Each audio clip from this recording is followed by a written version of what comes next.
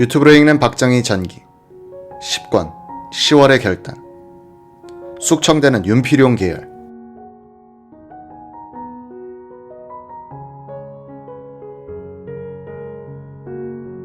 (1974년 1월 24일) 박 대통령은 전국 치안 및 예비군 관계간 중앙회의의 유시를 통해서 7.4 공동성명 이후 진행되고 있던 남북 대화에 대해서 아주 현실적이고 비관적인 전망을 내놓았다. 지금으로서는 그들을 결코 믿을 수 없습니다. 지금까지 우리가 접촉을 하여 한 가지 뚜렷이 아는 것이 있다면 그것은 북한 공산주의자들의 기본 전략은 조금도 달라진 것이 없으며 우리 남한을 척화통일하겠다는 야욕은 하나도 포기한 것이 없다는 겁니다. 다만 주변 정세와 세계적인 조류에 맞춰서 방법과 전술만을 약간 바꿨을 뿐 아무것도 달라진 것이 없습니다. 북한은 금년에 들어서도 4대 군사 노선을 철통같이 다그쳐 나가야 한다고 계속 주장하고 있습니다. 4대 군사 노선이란 전 국토의 요새화, 전 인민의 무장화, 전 인민군의 간부화, 장비의 현대화를 말하는 것입니다. 내가 알기로는 그들은 입으로는 7.4 공동성명이니 평화통일을 운운했지만 자기들이 무력 남침을 하지 않겠다는 공식적인 반언을 한 적은 아직 한 번도 없습니다. 대화는 대화고 혁명은 어디까지나 혁명이다 라는 말이 아마 그들 속심의 솔직한 표현일 겁니다.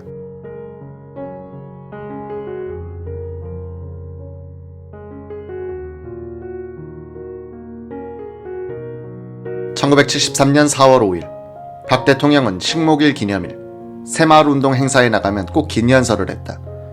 연설이라기보다는 강의였다. 이런 강의식 연설을 통해서 그는 자신의 비전과 열정을 직설적으로 쏟아부었다. 이날도 그는 열을 냈다.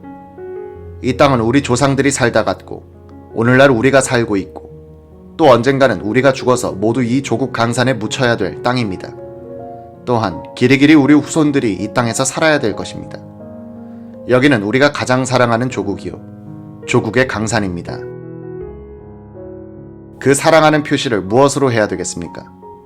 우리는 당분간 애국이란 말은 입에서 딱 떼어버리고 우선 산에다 나무를 심고 나무를 아끼고 이 조국 강산을 하루바삐 우를 창창하게 만듭시다.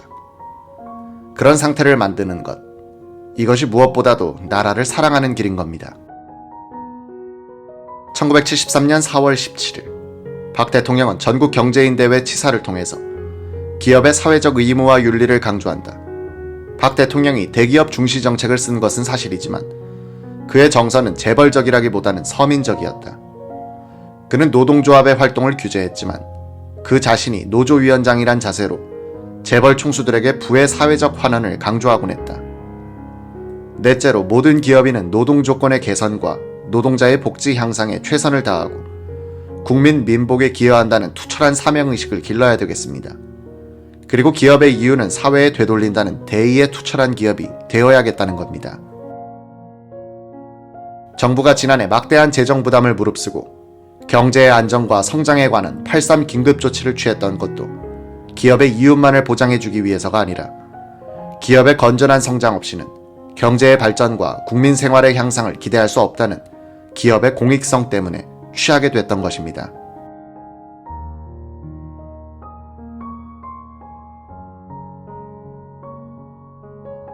(1973년 4월 28일) 박정희 대통령을 가장 오랫동안 모신 측근이자 군분의 실력자이던 윤필용 장군이 육군 보안사에 연행된 것은 1973년 3월 9일, 정식 구속된 것은 3월 26일, 군 검찰에 의해 기소된 것은 4월 17일, 비공개 공판 끝에 육군 보통군법 회의에서 선고가 있었던 것이 4월 28일이었다. 윤필용 소장, 손현길 중장 등 10명의 장교들이 군복을 입은 차렷 자세로 선고를 받는 사진이 이 날짜 석간에 실리면서 그들의 죄상이 처음으로 공개됐다. 그 소스는 판결문과 국방부 장관 담화문이었다. 내용은 윤 장군 등의 부정부패적 사생활, 군내 사조직 운영을 중점 부각시키는 것이었다. 판결문은 법률적 판단을 한 내용이 아니라 치부와 엽색 행각에 치달음으로써 반유신적 죄악을 자행했다라는 식의 인신공격적인 규탄문이었다. 대한일보 사장 김현준 씨의 수재위원금 횡령 사건에 대한 수사를 윤 장군이 압력을 넣어 중단시켰다는 대목이 눈길을 끌었다. 그 얼마 뒤 김 씨는 횡령 혐의로 구속되고 대한일보는 폐간됐다. 이날 징역 15년에서 2년까지의 유죄 선고를 받은 사람은 윤필용 소장과 수경사 참모장, 손현길 중장을 비롯하여 육군본부 진급인사실 보좌관 김성배 준장, 육본 중앙수사단장 지성한 대령, 26사단 연대장 권익현 대령, 육본 진급인사실 신재기 대령 등 10명이었다. 기소는 되지 않았으나 윤필용 계열로 알려졌던 장교들 30여 명이 전역당했다. 이들은 노태우 대통령 시절 청와대 민정수석 비서관을 지냈던 안교덕을 비롯하여 정동철, 배영국, 박정기, 김상구, 정봉화 등이었다. 이때 숙청됐던 군인들이 5공화국 때 중용되는 경향이 있었다. 윤 장군 계열의 숙청은 정보부로도 번져 이우락 부장의 고향 후배인 이재걸 감찰실장이 구속됐고 30여 명이 해직됐다. 이 실장은 동양인 손영길 수경사 비서실장과 연락하여 사이가 좋지 않던 이 부장과 윤 소장을 친하게 만들어준 것이 화가 됐다. 이 사실은 이 사건의 핵심적 의미를 담고 있다. 윤필용 계열의 숙청은 박정희 대통령이 갖고 있던 권력자 고유의 의심과 불안을 반영한다. 그는 전해 7.4 공동선언 이후 이우락 정보부장의 대중적 인기가 높아지는 것을 주시하고 있었다. 이 부장은 박 대통령의 지시에 따라 제2의 5.16 쿠데타인 10월 유신도 기획, 실행했고 많은 여당 국회의원 후보를 추천하는 등 새로운 정치판을 짜는 데 큰 영향을 끼쳤다.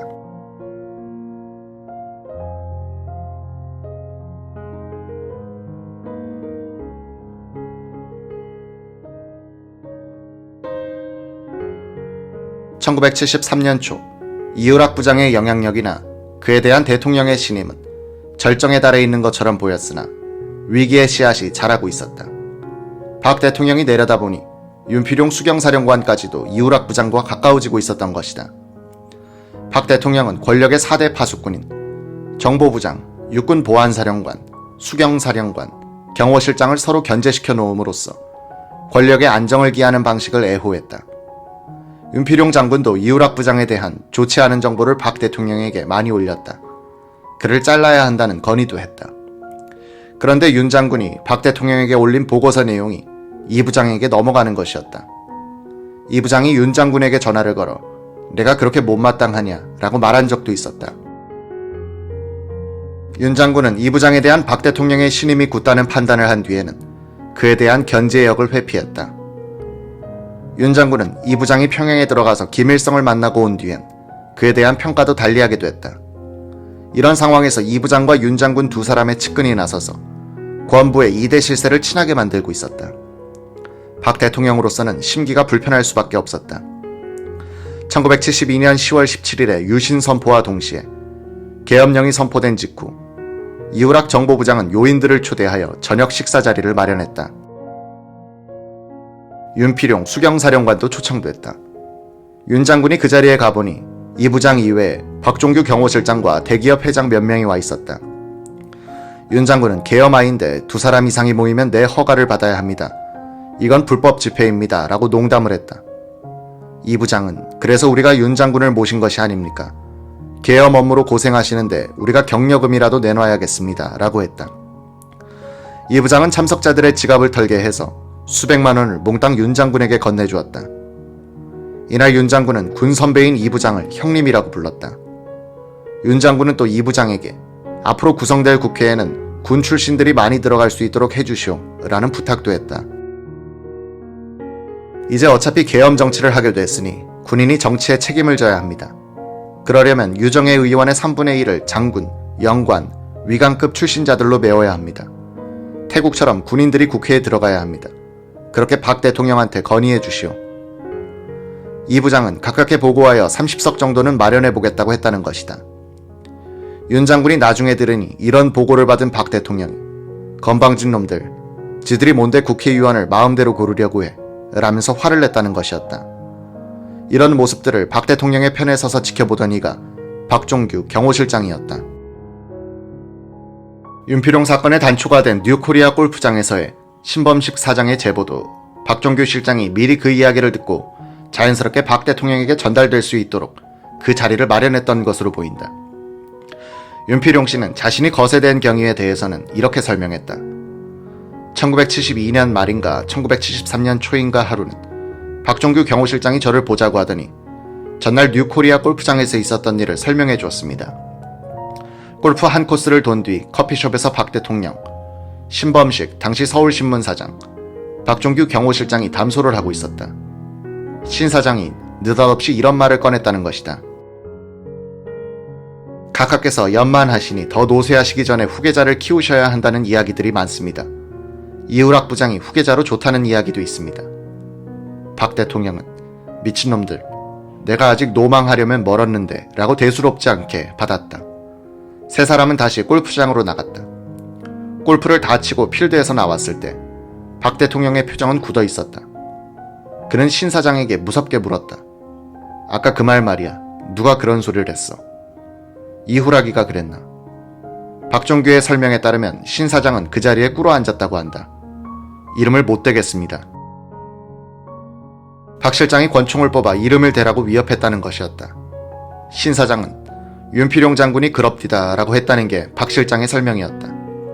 윤 사령관은 그 말을 듣자마자 피가 역류하는 듯하여 전화기를 들고 신 사장을 부르려 했으나 박 실장이 말렸다. 박 실장은 이 문제는 나한테 맡겨주십시오 라고 했다. 제가 형무소에 있으면서 아무리 생각해도 왜 신 씨가 그런 이야기를 했는지 이해가 안 돼 어떤 추리까지 해봤습니다. 그때까지 신 씨는 저와는 가깝고 이 부장과는 사이가 아주 나빴어요. 그런데 7.4 공동성명과 유신 이후에 이 부장의 힘이 세지니까 혹시 이 부장이 휴거자가 되면 어쩌나 하는 공포심에서 직접 각하의 의중을 시험해보고자 그런 말을 한 것이 아닐까. 그러다가 무섭게 추궁하니까 다급해서 내 이름을 갖다 붙인 것이고 박 대통령께서는 제가 그런 말을 했다고 하면 가볍게 넘겨버릴 것이란 계산에서 말입니다. 그 전에 신 씨와 함께한 술자리에서 노망운운한 이야기가 오간 적은 있었습니다. 윤 씨에 따르면 유신 선포 뒤인 어느 날 신 씨가 윤 사령관, 정소영 청와대 경제수석 비서관, 김시진 민정수석 비서관, 육군본부, 지성한 대령 등을 이태원 식당으로 초대하여 대접을 했다. 이 자리에서 신 씨는 대강 이런 뜻의 말을 했다는 것이다. 각하께 정말로 충성하는 분이라면 각하께서 연만하셔서 노쇠하시기 전에 청와대를 물러나십시오. 우리가 모시겠습니다. 그러면 영원한 대통령이 되십니다. 이렇게 말씀드려야 합니다. 그런 말씀을 하실 분은 윤 장군 뿐이십니다. 윤 사령관은 술집에서 당치도 않은 말씀을 하십니다. 하면서 입을 막았다고 한다.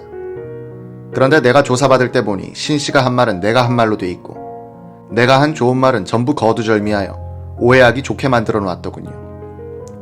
윤필용 사건의 발단이 됐다는 뉴코리아 골프장에서 있었던 일은 언젠가 기자가 입수한 박 대통령 업무일지 1972년 11월 호분을 찾아보았다. 이 무렵은 유신 조치에 따른 비상계엄 기간임에도 박 대통령은 골프장에 자주 나갔다. 신범식 서울신문사장이 말동무로 따라다녔다. 11월 5일 한양 컨트리클럽에서 대통령, 박 경호실장, 신범식 회동. 11월 12일 대통령, 경호실장, 신범식이 뉴코리아 골프장. 11월 18일에도 뉴코리아 클럽에서 골프. 흥미로운 것은 이 무렵 박 대통령이 윤필용 수경사령관은 거의 만나지 않고 육군보안사령관 강창성 소장을 자주 청와대로 불러 만나고 있었다는 점이다. 윤 장군에 대한 감시역인 강 장군을 박 대통령이 자주 만난다는 것은 윤 장군에 대한 신임이 약해졌다는 의미이기도 했다. 특히 유의할 대목은 11월 12일의 뉴코리아 골프장 회동 직후 강창성 사령관의 청와대 출입이 부쩍 잦아졌다는 점이다.